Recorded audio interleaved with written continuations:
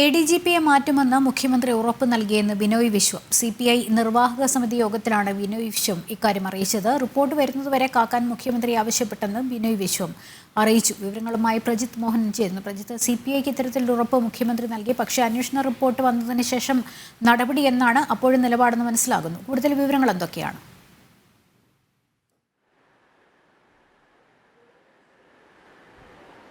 ലക്ഷ്മി, ആദ്യഘട്ടം മുതൽ മുഖ്യമന്ത്രി പറയുന്ന ഒരു കാര്യമുണ്ട്. അന്വേഷണ റിപ്പോർട്ട് വരാതെ ആർക്കെതിരെയും നടപടി ഉണ്ടാകില്ല എന്നുള്ളത്. പക്ഷേ CPI ആവശ്യപ്പെട്ടിരുന്നത് ഉടനടി നടപടി എന്നുള്ളതാണ്.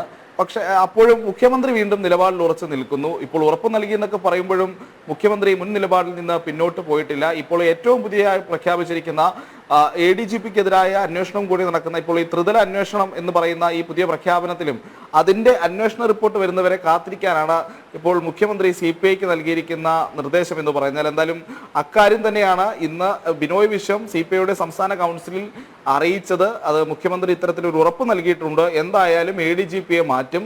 ADGPയെ മാറ്റാതെ മുന്നോട്ട് പോകാൻ കഴിയില്ല എന്നുള്ള കാര്യം കൃത്യമായി മുഖ്യമന്ത്രി അറിയിച്ചിട്ടുണ്ട്.